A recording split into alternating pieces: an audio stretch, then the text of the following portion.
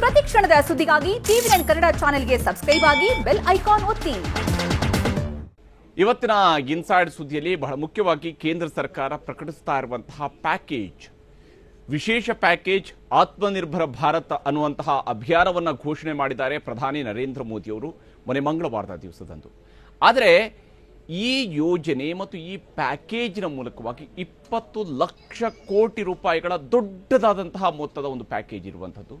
ಇದರಲ್ಲಿ ನಿಜಕ್ಕೂ ಕೂಡ ಅಸಲಿಗೆ ಸಿಕ್ಕಿರುವಂಥದ್ದು ಎಷ್ಟು ಅನ್ನೋದರ ಬಗೆಗಿನ ಸುದ್ದಿಯನ್ನು ಕೂಡ ತೋರಿಸ್ತೀನಿ. ಹಾಗೆಯೇ SSLC ಮತ್ತು PUC ವಿದ್ಯಾರ್ಥಿಗಳ ಎಕ್ಸಾಮ್ನ ಕತೆ ಏನಾಗುತ್ತೆ, ಯಾವ ರೀತಿಯಾಗಿ ಎಕ್ಸಾಮ್ ನಡೆಯುತ್ತೆ, ಇದರ ಬಗ್ಗೆ ಸುದ್ದಿಯನ್ನು ಕೂಡ ತೋರಿಸ್ತೀನಿ. ಆದರೆ ಮುಂಚಿತವಾಗಿ ಈ ಒಂದು ವಿಶೇಷ ಪ್ಯಾಕೇಜ್ ಇದೆಯಲ್ಲ, 20 ಲಕ್ಷ ಕೋಟಿ ರೂಪಾಯಿಯ ಪ್ಯಾಕೇಜ್, ಇದರಲ್ಲಿ ಬಹುತೇಕ ಸಾಲ ಆಧಾರಿತವಾಗಿದೆ.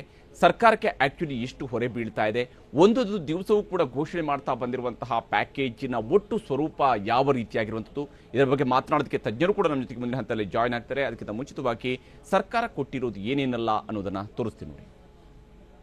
एक वायरस ने दुनिया को तहस नहस कर दिया।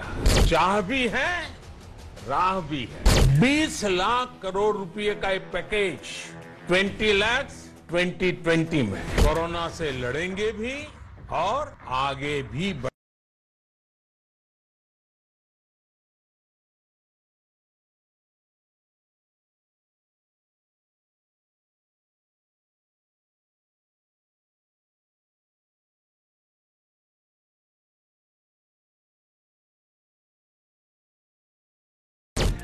$20 लाख करोड़ रुपए का है। 20 लाख करोड़ रुपए का है ये पैकेज। भारत की GDP का करीब करीब 10% है।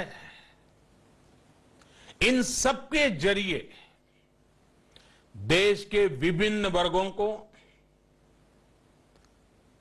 आर्थिक व्यवस्था की कड़ियों को 20 लाख करोड़ रुपए का संबल मिलेगा, सपोर्ट।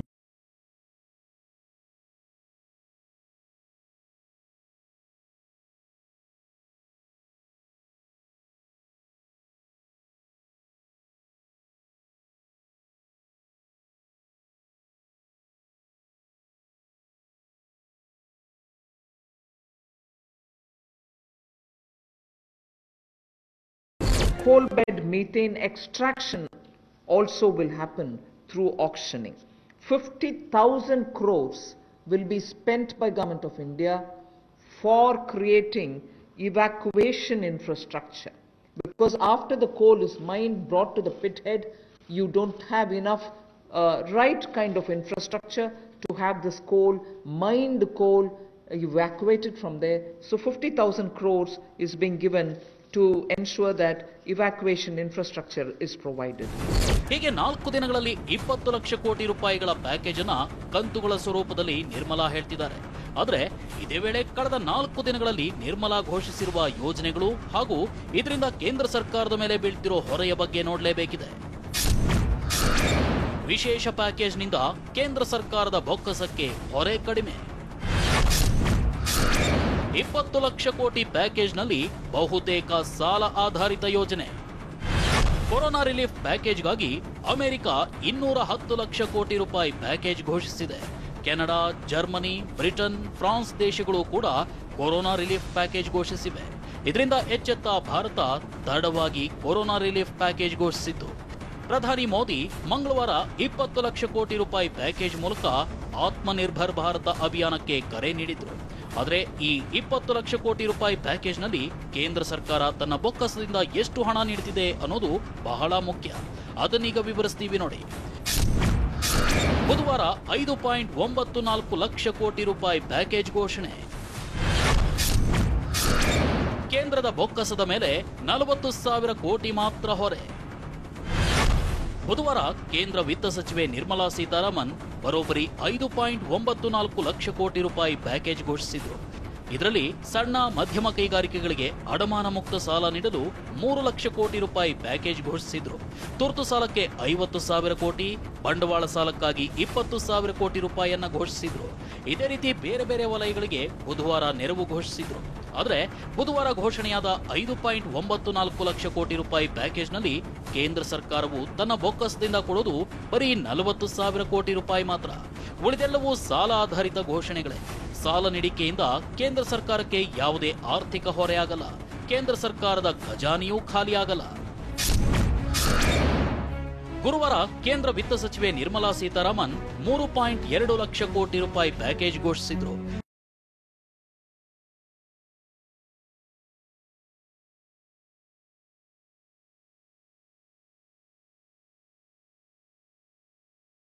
ಮಾತ್ರ ವಲಸಿಗ ಕಾರ್ಮಿಕರ ಪಡಿತರಕ್ಕಾಗಿ ಘೋಷಿಸಿದ ಯೋಜನೆಗೆ 3,500 ಕೋಟಿ ರೂಪಾಯಿ ಖರ್ಚಾಗಲಿದೆ. ಮುದ್ರಾ ಯೋಜನೆಯ ಶಿಶು ಸಾಲದ ಬಡ್ಡಿ 1,500 ಕೋಟಿ ರೂಪಾಯಿ ಪಾವತಿಯ ಘೋಷಣೆ ಸೇರಿದಂತೆ ಕೇಂದ್ರದ ಬೊಕ್ಕಸಕ್ಕೆ ಅಂದಾಜು 10,000 ಕೋಟಿ ರೂಪಾಯಿ ಹೊರೆ ಬೀಳಲಿದೆ. ಉಳಿದಂತೆ 3.2 ಲಕ್ಷ ಕೋಟಿ ರೂಪಾಯಿ ಪೈಕಿ 3.10 ಲಕ್ಷ ಕೋಟಿ ರೂಪಾಯಿ ಸಾಲ ನೀಡುವ ಘೋಷಣೆಯಾಗಿದೆ. ಅಂದಹಾಗೆ 2021ರ ಸಾಲಿನಲ್ಲಿ ದೇಶದ ಕೃಷಿ ಕ್ಷೇತ್ರಕ್ಕೆ 15 ಲಕ್ಷ ಕೋಟಿ ರೂಪಾಯಿ ಸಾಲ ನೀಡುವ ಗುರಿಯನ್ನ ಬಜೆಟ್ನಲ್ಲೇ ಹಾಕಿಕೊಳ್ಳಲಾಗಿತ್ತು. ಇದು ಗುರುವಾರದ ಯೋಜನೆಗಳ ವಿವರವಾದ್ರೆ, ಇನ್ನು ಶುಕ್ರವಾರ ನಿರ್ಮಲಾ ಸೀತಾರಾಮನ್ 1.6 ಲಕ್ಷ ಕೋಟಿಯ ಪ್ಯಾಕೇಜ್ ಘೋಷಿಸಿದ್ರು. ಶುಕ್ರವಾರ 1.63 ಲಕ್ಷ ಕೋಟಿ ರೂಪಾಯಿ ಪ್ಯಾಕೇಜ್ ಘೋಷಣೆಯಾಗಿದೆ. ಆದರೆ ಇದರಿಂದ ಕೇಂದ್ರ ಸರ್ಕಾರಕ್ಕಾಗುವ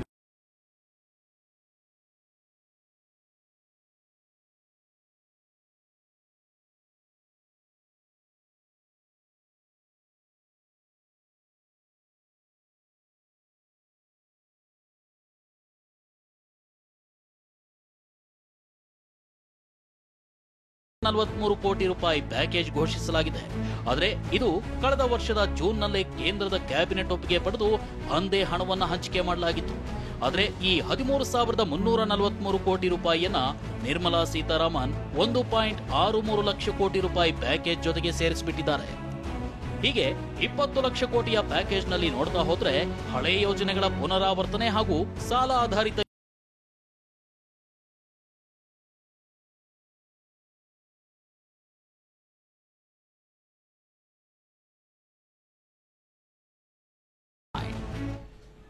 ಎಸ್, ಈಗ ಕೇಂದ್ರ ಸರ್ಕಾರ ಕೊಟ್ಟಿರುವಂತಹ ಪ್ಯಾಕೇಜ್ ಮತ್ತು ಕೊಡ್ತಾ ಇರುವಂತಹ ಪ್ಯಾಕೇಜ್ ಇನ್ನೂ ಸುಮಾರು 1.5 ಲಕ್ಷ ಕೋಟಿ ರೂಪಾಯಿಗಳಷ್ಟು ಪ್ಯಾಕೇಜ್ ಅನೌನ್ಸ್ ಆಗುವಂಥದ್ದು ಬಾಕಿ ಉಳಿದಿದೆ. ನಾಳೆ ಬಹುತೇಕ ಅದರ ಬಗೆಗಿನ ವಿವರವೂ ಕೂಡ ಸಿಗಬಹುದು. ಇದರ ಬಗ್ಗೆ ಮಾತನಾಡೋದಕ್ಕೆ ನಮ್ಮ ಜೊತೆಗೆ ಚಾರ್ಟರ್ಡ್ ಅಕೌಂಟೆಂಟ್ ಆಗಿರುವ ಗುರುರಾಜ ಆಚಾರ್ಯ ಅವರು ಈಗ ನೇರ ಸಂಪರ್ಕದಲ್ಲಿ ಬೆಂಗಳೂರಿನಿಂದ ಜಾಯ್ನ್ ಆಗಿದ್ದಾರೆ. ಹಾಗೆಯೇ ಕೈಗಾರಿಕೋದ್ಯಮಿ FKCCIನ ಮಾಜಿ ಅಧ್ಯಕ್ಷರಾಗಿರುವ JR ಬಂಗೇರ್ ಅವರು ಕೂಡ ಮುಂದಿನ ಹಂತದಲ್ಲಿ ನಮ್ಮ ಜೊತೆಗೆ ಜಾಯ್ನ್ ಆಗ್ತಾರೆ. ಮೊದಲಿಗೆ ಗುರುರಾಜ ಆಚಾರ್ಯ ಅವರೇ, ಬಹುಶಃ ಈ 4 ದಿವಸಗಳಿಂದ ಪ್ಯಾಕೇಜ್ ಅನ್ನ ವಿವರಣೆ ಸಿಗ್ತಾ ಇದೆ. ಇದನ್ನೆಲ್ಲವೂ ಕೂಡ ನೋಡ್ತಾ ಹೋದ್ರೆ ಸುಮಾರು 90%ಗಿಂತ ಹೆಚ್ಚು, ಈ 20 ಲಕ್ಷ ಕೋಟಿ 90%ಗಿಂತ ಹೆಚ್ಚಿನ ಭಾಗ ಈಗಾಗಲೇ ಅನೌನ್ಸ್ ಆಗಿದೆ.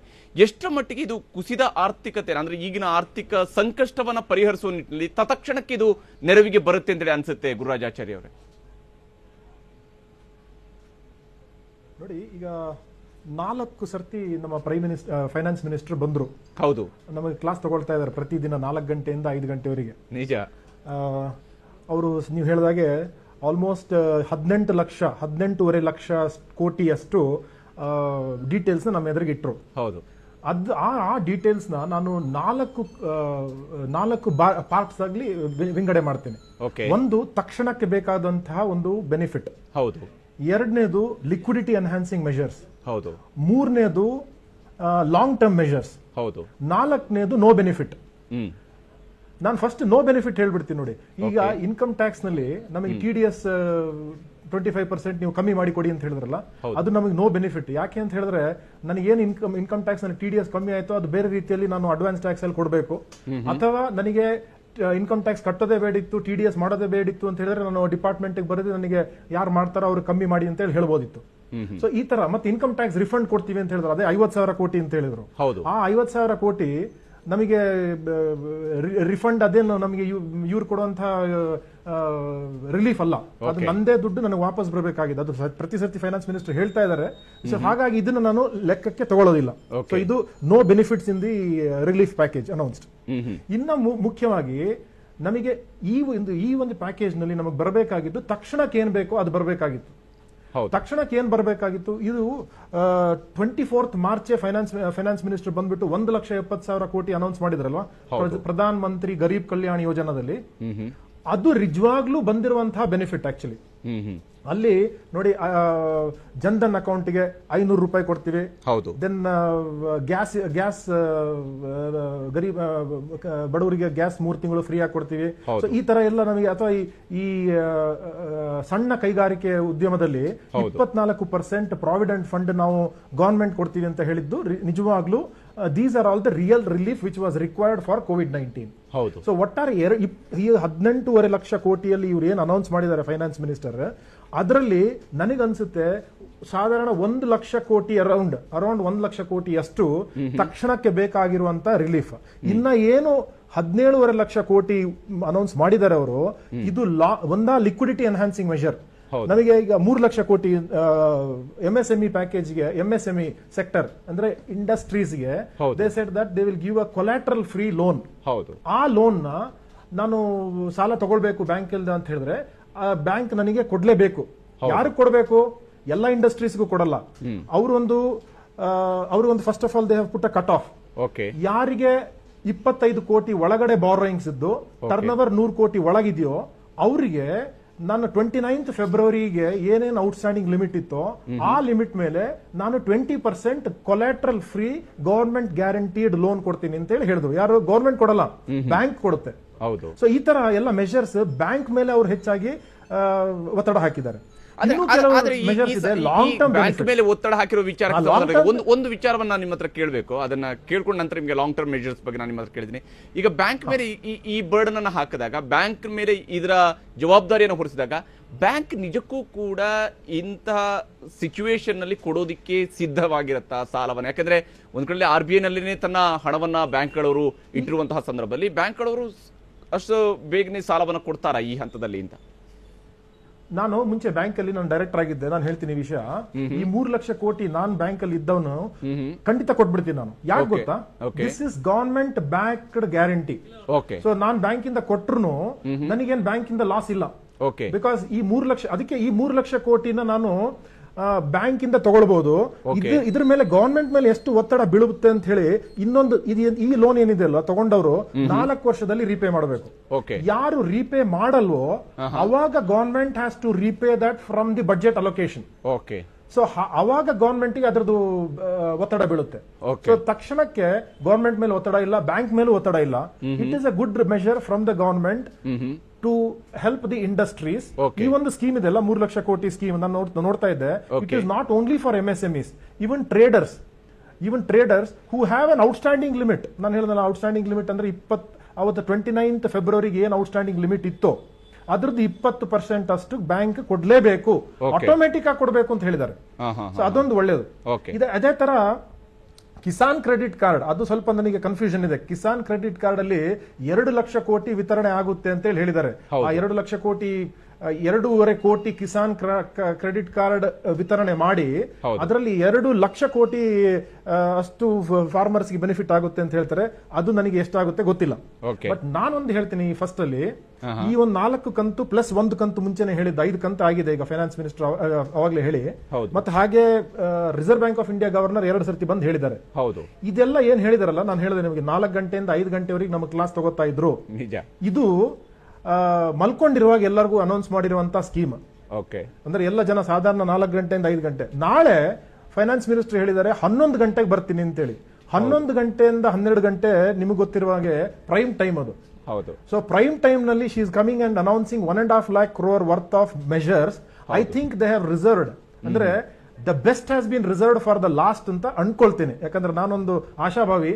I always hope that the best, because ಮಧ್ಯವರ್ತಿಗರಿಗೆ, ಸ್ಯಾಲರಿಡ್ ಎಂಪ್ಲಾಯೀಸ್ ಇರ್ಬೋದು, ಸಣ್ಣ ಸ್ಮಾಲ್ ಅರ್ನರ್ಸ್ ಇರ್ಬೋದು, ಅವರಿಗೆ ಈ ಒಂದು 20 lakhs ಪ್ಯಾಕೇಜ್ ನಲ್ಲಿ ಅಥವಾ ಸ್ಮಾಲ್ ಹೋಟೆಲ್ ಏನೋ ಸಣ್ಣ ಉದ್ಯಮಿಗಳಿಗೆ ಹೆಚ್ಚು ಬೆನಿಫಿಟ್ ಸಿಗ್ಲಿಲ್ಲ. ಅದು ಬಹುಶಃ ನಾಳೆ ಈ 1.5 ಲಕ್ಷ ಕೋಟಿ ಅಷ್ಟು ಬೆನಿಫಿಟ್ ಪ್ರೈಮ್ ಟೈಮ್ ನಲ್ಲಿ ಅನೌನ್ಸ್ ಮಾಡ್ಲಿಕ್ಕೆ, ಯಾಕಂದ್ರೆ 11 ಗಂಟೆಗೆ ಬರ್ತೀನಿ ಅಂತ ಹೇಳೋದ್ರಿಂದ I am very sure that there will be a big package going to be announce tomorrow ಅಂತ. ಎಸ್, ಖಂಡಿತ. ಹಾಗೇನೆ ಇವತ್ತು ಘೋಷಣೆ ಮಾಡಿರ್ತಕ್ಕಂತಹ ಪ್ಯಾಕೇಜ್ ನ ವಿವರವನ್ನ ನೋಡ್ತಾ ಹೋದ್ರೆ ಇದು ಈ ಸಾಂಸ್ಥಿಕ ಸುಧಾರಣೆಯನ್ನ ಮಾಡ್ತೀವಿ ಅನ್ನುವಂಥದ್ದನ್ನೇ ಬಹುತೇಕ ಹೇಳಿದ್ದಾರೆ. ಕಲ್ಲಿದ್ದಲು ಇರಬಹುದು, ಅದಕ್ಕೆ ಹರಾಜು ಹಾಕುವಂತಹ ಪ್ರಕ್ರಿಯೆಗಳಿರಬಹುದು, FDI ನ ರಕ್ಷಣಾ ವಲಯದಲ್ಲಿರುವಂತಹ FDI ಇರಬಹುದು, ಅದರ ಏರಿಕೆ ಮಾಡಿರುವಂತಹ 74%ಗೆ ಏರಿಸಿರುವಂತದ್ದು. ಇದು ಈ ತಕ್ಷಣಕ್ಕೆ ಯಾವ ರೀತಿಯಂತಹ ಬೆನಿಫಿಟ್ ಬಹುಶಃ ಸರ್ಕಾರಕ್ಕೆ ಈ ಹರಾಜು ಪ್ರಕ್ರಿಯೆಯಿಂದ ಸರ್ಕಾರಕ್ಕೆ ಒಂದಷ್ಟು ಆದಾಯ ಸಂಗ್ರಹಿಸೋದಕ್ಕೆ ಸಾಧ್ಯ ಆಗುತ್ತೆ. ಇದು ನಾನು ಹೇಳ್ತೇನೆ, ಇದು ಸುಮ್ಮನೆ ಅವ್ರು 4 ಗಂಟೆಯಿಂದ 5 ಗಂಟೆವರೆಗೆ ಏನೋ ಮಾತಾಡಬೇಕು ಅಂತ ಹೇಳಿ ಮಾತಾಡಿರುವಂತಹ ವಿಷಯ. ಇದರಲ್ಲಿ ಈ ಸಂದರ್ಭದಲ್ಲಿ ಮಾತಾಡುವ ವಿಷಯವೇ ಅಲ್ಲ ಇದು. Okay, these are all policy matters. ನಮಗೆ ಬೇಕಾಗಿರುವಂತದ್ದು ಈ ಕೋವಿಡ್ ರಿಲೀಫ್. ನೋಡಿ, ಬ್ಯಾಂಗ್ಳೂರ್ 52 ದಿನ, ನಾಳೆಗೆ ನೀವು ನೋಡಿದ್ರೆ 52 ದಿನ ಲಾಕ್ ಡೌನ್ ನಲ್ಲಿ ಇದ್ದೇವೆ ನಾವು. ಹೌದು, 22 ಅವತ್ತು ಜನತಾ ಕರ್ಫ್ಯೂ ಇಂದ ಶುರುವಾಗಿ ತಾಲಿ ಬಜಾವ್ ಅಂತೇಳಿ ಅವತ್ತಿಂದ ಶುರುವಾಗಿ ನಾಳೆವರೆಗೆ ನಾವು ಲೆಕ್ಕ ಹಾಕಿದ್ರೆ 52 ದಿನ ನನ್ನ ಆಫೀಸಿನಲ್ಲೇ ನಮಗೆ ₹1 ಬಿಲ್ಲಿಂಗ್ ಆಗ್ಲಿಲ್ಲ ನಮಗೆ. ಸೊ ಹಾಗಾಗುವಾಗ ನಮಗೆ ತಕ್ಷಣಕ್ಕೆ ಬಿಲೀಫ್ ಬೇಕು ಅಂತ ಹೇಳಿದ್ರೆ ನಾವು ಇನ್ನು ಏರ್ಪೋರ್ಟ್ ಕರ್ತೀವಿ. ಏರ್ಪೋರ್ಟ್ ಸದ್ಯಕ್ಕೆ ನಾನು ಹೋಗ್ಲಿಕ್ಕೆ ಭಯ ಆಗುತ್ತೆ ಈಗ. ಸೊ ಅವ್ರು ಕೊಡ್ಬೇಕಾಗಿರೋ ರಿಲೀಫ್ ಈ ಒಂದು ಏನಾಗಬೇಕಾಗಿತ್ತು ಆ ರಿಲೀಫ್ ಕೊಡಬೇಕಾಗಿತ್ತು. ಇವ್ರು ಹೇಳಿದ್ರು ಕೋಲ್ ನಾವು ಪ್ರೈವೇಟೈಸ್ ಮಾಡ್ತೀವಿ. ಒಳ್ಳೇದು, ಮಾಡ್ಲಿ, I am not saying not. But ಈ ಸಂದರ್ಭದಲ್ಲಿ ಹೇಳಬೇಕಾಗಿರುವಂತಹ ವಿಷಯನ ಇದು. ಅದೇ ನಾನು ಹೇಳಿದೆ, long term benefits, MSME benefit definition change ಮಾಡಿದ್ರು ಒಳ್ಳೇದು. ಅದ್ರ ಮುಂಚೆನೆ ಮಾಡಬೇಕಾಗಿತ್ತು, ಬಟ್ ಈ ಸಂದರ್ಭದಲ್ಲಿ ಮಾಡಿದರೆ ಒಳ್ಳೇದು. ಇನ್ನೊಂದು ಹೇಳಿದ್ರು one nation one ration card. ಅದು ನಿಮ್ಗೆ ಗೊತ್ತು, ನಾವು ಲಾಸ್ಟ್ ಬಜೆಟ್ ನಲ್ಲೇ ಮಾತಾಡುವಾಗಲೇ ಅವಾಗಲೇ ಅನೌನ್ಸ್ ಆಗಿರುವಂತಹ ಸ್ಕೀಮ್. ಇನ್ನು ಅಗ್ರಿಕಲ್ಚರಲ್ ಇನ್ಫ್ರಾಸ್ಟ್ರಕ್ಚರ್ಗೆ 1 ಲಕ್ಷ ಕೋಟಿ ಅನೌನ್ಸ್ ಮಾಡಿದ್ದೀವಿ ಅಂತ ಹೇಳಿದ್ರು. ಅದನ್ನು it's a long term measure. ಸದ್ಯಕ್ಕೆ ರೈತರಿಗೆ ಇವತ್ತಿನ ಬೆಲೆ ನನಗೆ ಇಲ್ಲಿಂದ ಮಾರ್ಕೆಟ್ ಹೋಗ್ಲಿಕ್ಕೆ ಏನಾಗಬೇಕು, ನಿಜ. ನಿನ್ನ ಒಂದು ಹೊಸ ವಿಷಯ ಗೊತ್ತಾಯ್ತು ನನಗೆ. ಟಾಪ್ ಅಂತ ನನಗೆ ಫುಲ್ ಫಾರ್ಮ್ ಗೊತ್ತಿರಲಿಲ್ಲ. ಟಾಪ್ ಅಂದ್ರೆ tomato onion potato. Tomato onion ಪೊಟ್ಯಾಟೊಗೆ ಕೊಡುವಂತಹ ಬೆಲೆ ಇಂಪಾರ್ಟೆನ್ಸ್ ಬೇರೆ ಎಲ್ಲ ಅಗ್ರಿಕಲ್ಚರಲ್ ಪ್ರಾಡಕ್ಟ್ಸ್ ಗೆ ಕೊಟ್ಟಿದ್ದೀನಿ ಅಂತ ಹೇಳಿದ್ರೆ ತುಂಬಾ ಒಳ್ಳೇದು. ಅದು ಮಾಡಲೇಬೇಕಾಗಿರುವಂತದ್ದು. ಬಟ್ ನಾನು ಹೇಳೋದೇನಂದ್ರೆ, ಈ ಒಂದು ಸ್ಕೀಮ್ಸ್ ನಲ್ಲಿ ದೇ ಹ್ಯಾವ್ ಮಿಕ್ಸ್ಡ್ ಅಪ್ ತಕ್ಷಣಕ್ಕೆ ಬೇಕಾಗಿರುವಂತದ್ದು ಕೊಡೋದ್ ಬದಲು ಕೊಟ್ಟಿದ್ದಾರೆ, ಇಲ್ಲ ಅಂತ ಹೇಳಲ್ಲ. ಬಟ್ ಲಾಂಗ್ ಟರ್ಮ್ ತುಂಬಾ ಫೋಕಸ್ ಮಾಡಿದ್ದಾರೆ. ಅವ್ರು ಏನ್ ಮಾಡಬೇಕಾಗಿದ್ದು, ತಕ್ಷಣಕ್ಕೆ ಬೇಕಾಗಿರೋದನ್ನ ಮಾತ್ರ ಫೋಕಸ್ ಮಾಡಿದ್ರೆ ಸಾಕಿತ್ತು ಅಂತ ಅನ್ಸುತ್ತೆ. ಬಹಳ ಮುಖ್ಯವಾಗಿ ಒಟ್ಟು 5 ಪಿಲ್ಲರ್ ಗಳನ್ನ ಹೇಳಿದ್ರು. ಅದರಲ್ಲಿ ಬೇಡಿಕೆ ಅನ್ನುವಂಥದ್ದನ್ನು ಕೂಡ ಒಂದು ಸೇರಿಸಿದ್ದಾರೆ. ಆ 5 ಪಿಲ್ಲರ್ ಗಳಲ್ಲಿ ಆರ್ಥಿಕ ಸುಧಾರಣೆಯ ಈ 5ನೇ ಪಿಲ್ಲರ್ಗೆ ಈಗ ಕೊಟ್ಟಿರುವಂತಹ ಈ ಪ್ಯಾಕೇಜ್ ನಿಜಕ್ಕೂ ಕೂಡ ಬೇಡಿಕೆಯನ್ನು ಸೃಷ್ಟಿಸುತ್ತಾ ನಮ್ಮಲ್ಲಿ ಅಂತ. ಅದರಲ್ಲಿ one of the package which was announced was that ನಾವು ಹೌಸಿಂಗ್ ಸೆಕ್ಟರ್ಗೆ 70,000 ಕೋಟಿಯಷ್ಟು ಇನ್ವೆಸ್ಟ್ಮೆಂಟ್ ಆಗುವಂತ ಸಾಧ್ಯತೆ ಇದೆ. ಹೇಗೆ ಅಂತ ಹೇಳಿದ್ರೆ, they said that the central government is giving a subsidy for small house owners. 45 ಲಕ್ಷ ಒಳಪಟ್ಟಂತಹ ಮನೆಗಳನ್ನ ನಾನು ಖರೀದಿಸಿದರೆ there is a subsidy which is given by the government and benefit is given both for the builder as well as for the buyer. ಆ ಒಂದು scheme ನಲ್ಲಿ ಹೇಳಿದರೆ 70,000 ಕೋಟಿಯಷ್ಟು benefit investment ಆಗುತ್ತೆ. ಅದರಿಂದ ಸಿಮೆಂಟ್, ಸ್ಟೀಲ್ ಎಲ್ಲ ಪರ್ಚೇಸ್ ಆಗುತ್ತೆ ಅಂತ ಹೇಳಿ. ಬಟ್ ಏನಂದ್ರೆ ನನಗೆ ಆ ಒಂದು ಸ್ಕೀಮ್ ಸ್ವಲ್ಪ ಡೌಟ್ ಅಂತ ಅನ್ಸುತ್ತೆ. ಯಾಕೆ ಅಂತ ಹೇಳಿದ್ರೆ, ಈಗ ಇರುವ ಮನೆಗಳೇ ಸೇಲ್ ಆಗಿಲ್ಲ. ಆ next 1 year, because they said that will be given for 1 more year. ಹೌದು. ಆದ್ರಿಂದ ಆ ಒಂದು scheme whether it will really Boost the demand ನನಗೆ ಗೊತ್ತಿಲ್ಲ. ಬಟ್ ಇವ್ರೇನ್ ಹೇಳಿದಾರೆ, ಈ ₹500 ಫೈನಾನ್ಸ್ ಮಿನಿಸ್ಟರ್ ಇದೇ ಪ್ರಶ್ನೆ ಕೇಳಿದಾಗ ಅವ್ರು ಹೇಳಿದ್ರು, ನಾವು ₹500 ಎಲ್ಲರ ಅಕೌಂಟ್ಗೆ ಹಾಕ್ತಾ ಇದ್ದೇವೆ. ಅದರಿಂದ ಒಂದಷ್ಟು ಖರೀದಿ ಮಾಡುವಂತ ಒಂದು ಬಲ ಸಿಗುತ್ತೆ ಜನಗಳಿಗೆ. ಅವರೇ ಹೇಳಿದ್ರು, ಫೈನಾನ್ಸ್ ಮಿನಿಸ್ಟರ್ ಹೇಳಿದ್ರು. ಹೌದು, ನಮಗೆ ಗೊತ್ತು, ನಾವು ಮಾಡಬೇಕಾದಷ್ಟು ಮಾಡ್ಲಿಲ್ಲ. ಯಾಕಂದ್ರೆ ಗವರ್ಮೆಂಟ್ಗೆ ಈಗ ನೋಡಿ, ಗವರ್ಮೆಂಟ್ಗೆ ದುಡ್ಡು ಬರಬೇಕಂದ್ರೆ ಎಲ್ಲಿಂದ ಬರಬೇಕು? ಟ್ಯಾಕ್ಸ್ ಇಂದ ಬರಬೇಕು. ಈಗ ಸರಾಯಿ ಮಾರಿರುವಂತಹ ಒಂದು ಎಕ್ಸೈಸ್ ಡ್ಯೂಟಿ ಕಲೆಕ್ಷನ್ ಇಂದ ಬರಬೇಕು. ಅದೆಲ್ಲ ಅಂಗಡಿ ಬಂದ್ ಆಗಿರೋದ್ರಿಂದ. ಗುರುರಾಜಾಚಾರ್ಯ ಅವರೇ, ಕ್ಷಮಿಸಿ, ಸಮಯದ ಅಭಾವ ಇದೆ. ಧನ್ಯವಾದ. ಇಷ್ಟೊತ್ತು ನಮ್ಮ ಜೊತೆಗೆ ಜಾಯ್ನ್ ಆಗಿ ತಮ್ಮ ಅಭಿಪ್ರಾಯವನ್ನ ಶೇರ್ ಮಾಡಿಕೊಂಡಿದ್ದಕ್ಕಾಗಿ. ಹಾಗೆಯೇ ಬಹಳ ಮುಖ್ಯವಾಗಿ SSLC ಮತ್ತು PUC ವಿದ್ಯಾರ್ಥಿಗಳ ಪರೀಕ್ಷೆ ಯಾವಾಗ ನಡೆಯುತ್ತೆ? SSLC ಮತ್ತು PU ವಿದ್ಯಾರ್ಥಿಗಳಿಗೆ ನಮ್ಮ ಪರೀಕ್ಷೆ ಯಾವಾಗಪ್ಪ ನಡೆಯುತ್ತೆ, ಮುಂದೂಡಿದಂತಹ ಪರೀಕ್ಷೆ ನಡೆಸೋದು ಯಾವಾಗ, ಈ ವಿಚಾರಗಳೆಲ್ಲವೂ ಕೂಡ ಪ್ರಶ್ನೆಯಾಗಿದ್ವು. ಆದ್ರೆ ಈಗ ಪರೀಕ್ಷೆಗಳು ಸಮೀಪಿಸ್ತಾ ಇದ್ದಾವೆ ಅನ್ನುವಂತಹ ಮುನ್ಸೂಚನೆಯನ್ನ ಸಚಿವ ಸುರೇಶ್ ಕುಮಾರ್ ನೀಡಿದ್ದಾರೆ. ಅದರ ಬಗ್ಗೆ ಸುದ್ದಿಯನ್ನು ತೋರಿಸ್ತೀನಿ ನೋಡಿ.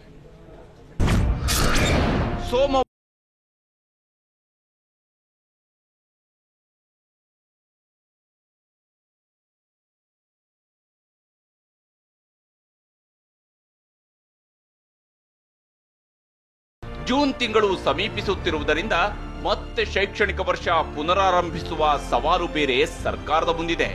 ಇದೇ ಕಾರಣಕ್ಕೆ ರಾಜ್ಯ ಸರ್ಕಾರ 4ನೇ ಹಂತದ ಲಾಕ್ಡೌನ್ ವೇಳೆ ಶೈಕ್ಷಣಿಕ ಚಟುವಟಿಕೆ ಪುನರಾರಂಭಿಸುವ ವಿಶ್ವಾಸ ಹೊಂದಿದೆ. ಸೋಮವಾರದ ವೇಳೆಗೆ ಶೈಕ್ಷಣಿಕ ವರ್ಷದ ಬಗ್ಗೆ ಸ್ಪಷ್ಟ ಚಿತ್ರಣ ಸಿಗಲಿದೆ ಎಂದು ಸಚಿವ ಸುರೇಶ್ ಕುಮಾರ್ ಹೇಳಿದ್ದಾರೆ. ಸೋಮವಾರ ಕೂತ್ಕೊಂಡು ಸ್ಪಷ್ಟನೆ ಇದ್ರ ಬಗ್ಗೆ ಬರ್ಬೋದು. ಮತ್ತೆ ಅಷ್ಟೊತ್ತಿಗೆ ಕೇಂದ್ರ ಸರ್ಕಾರ ಕೂಡ ಈ ಶಾಲೆಗಳು, ತರಗತಿಗಳು ಬಗ್ಗೆ ಒಂದಷ್ಟು ಮಾರ್ಗಸೂಚಿ ಅವರು ಸಿದ್ಧಗೊಳಿಸ್ತಾ ಇದ್ದಾರೆ. ಅದು ನಮ್ಮ ಸಹಾಯಕ್ಕೆ ಬರುತ್ತೆ, ಆಗ ನಾವು ಪ್ರಕಟಿಸ್ತೀವಿ. ಇದೇ ವೇಳೆ ಎಸ್ಎಸ್ಎಲ್ಸಿ ಎಕ್ಸಾಮ್ ಬಗ್ಗೆಯೂ ಸೋಮವಾರ ಸರ್ಕಾರ ನಿರ್ಧಾರ ಕೈಗೊಳ್ಳಲಿದೆಯಂತೆ. ಇಷ್ಟಕ್ಕೂ 10ನೇ ತರಗತಿ ವಿದ್ಯಾರ್ಥಿಗಳಿಗೆ ಸದ್ಯ ಸರ್ಕಾರ ಪುನರ್ಮನನ ತರಗತಿಗಳನ್ನ ನಡೆಸುತ್ತಿದೆ. ಶಾಲೆ ಶುರುವಾದ ನಂತರ ಮತ್ತೊಮ್ಮೆ ಕ್ರ್ಯಾಶ್ ಕೋರ್ಸ್ ನಡೆಸುವ ಪ್ಲಾನ್ ಸರ್ಕಾರ ಹಾಕಿಕೊಂಡಿತ್ತು. ಜೂನ್ 2 ಅಥವಾ 3ನೇ ವಾರದಲ್ಲಿ ಎಸ್ಎಸ್ಎಲ್ಸಿ ಪರೀಕ್ಷೆ. ಹೌದು, ಸರ್ಕಾರ ಈಗ ಹಾಕಿರುವ ಯೋಜನೆಯ ಪ್ರಕಾರ ಎಸ್ಎಸ್ಎಲ್ಸಿ ವಿದ್ಯಾರ್ಥಿಗಳಿಗೆ ಜೂನ್ 2ನೇ ವಾರ ಅಥವಾ 3ನೇ ವಾರದಲ್ಲಿ ಪರೀಕ್ಷೆ ನಡೆಸಲಾಗುವುದು. ವಿದ್ಯಾರ್ಥಿಗಳ ಹಿತದೃಷ್ಟಿಗೆ ಆದ್ಯತೆ ಎನ್ನುತ್ತಿರುವ ಸಚಿವ ಸುರೇಶ್ ಕುಮಾರ್, ಪರೀಕ್ಷಾ ಕೇಂದ್ರಗಳನ್ನ ವಿದ್ಯಾರ್ಥಿಗಳ ಮನೆಗಳ ಅಕ್ಕಪಕ್ಕದಲ್ಲೇ ಇರುವಂತೆ ನೋಡಿಕೊಳ್ಳಲಾಗುವುದು ಎಂದು ಧೈರ್ಯ ತುಂಬಿದ್ದಾರೆ. ಬಹಳಷ್ಟು ಮಕ್ಕಳಿಗೆ SSLC ಎಕ್ಸಾಮ್ ಬೇಕು ಅನಿಸಿದೆ, ಪೋಷಕರಿಗೆ ಬೇಕು ಅನಿಸಿದೆ.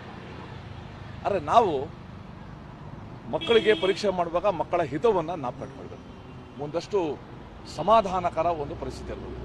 ಜೊತೆಗೆ ಇನ್ನೂ ಒಂದಿದೆ ನಮ್ಮ ಮನಸ್ಸಿನಲ್ಲಿ ಯೋಚನೆ, ಬಹಳಷ್ಟು ಮಕ್ಕಳು ಓದ್ತಾ ಇದ್ದದ್ದು ಸ್ಕೂಲಿಂದ ತಮ್ಮ ಮನೆಗೆ ಬಂದಿದ್ದಾರೆ. ಯಾಕೆ ಅವರಿಗೆ ಎಕ್ಸಾಮಿನೇಷನ್ ತಮ್ಮ ಮನೆ ಹತ್ರ ಇರೋ ಸೆಂಟರ್ಗೆ ಕೊಡಬಾರ್ದು? ಮತ್ತೆ ಅವರು ಅಲ್ಲಿ ಹೋಗಿ ಮತ್ತೆ 15 ದಿವಸ ಇರೋದು ಕಷ್ಟ ಆಗುತ್ತೆ. ಇದೇ ಪ್ಲಾನ್ ಅನ್ನ PU ವಿದ್ಯಾರ್ಥಿಗಳ ವಿಚಾರದಲ್ಲೂ ಪದವಿ ಪೂರ್ವ ಶಿಕ್ಷಣ ಇಲಾಖೆ ಜಾರಿಗೊಳಿಸಲು ಮುಂದಾಗುತ್ತಿದೆ. ಹಾಸ್ಟೆಲ್ನಲ್ಲಿ ವಾಸವಿದ್ದು ಲಾಕ್ಡೌನ್ ವೇಳೆ ಹಳ್ಳಿಗಳಲ್ಲಿರುವ ಮನೆಗಳಿಗೆ ತೆರಳಿರುವ ವಿದ್ಯಾರ್ಥಿಗಳಿಗೆ ಪರೀಕ್ಷಾ ಕೇಂದ್ರಗಳಿಗೆ ಬರಲು ಸಾರಿಗೆ ವ್ಯವಸ್ಥೆ ಹೊಂದಿಸುವುದು ಸವಾಲಾಗಲಿದೆ. ಲಾಕ್ಡೌನ್ ವೇಳೆ ಊರುಗಳಿಗೆ ತೆರಳಿರುವ ವಿದ್ಯಾರ್ಥಿಗಳಿಗೆ ಗುಡ್ ನ್ಯೂಸ್ ನೀಡಿರುವ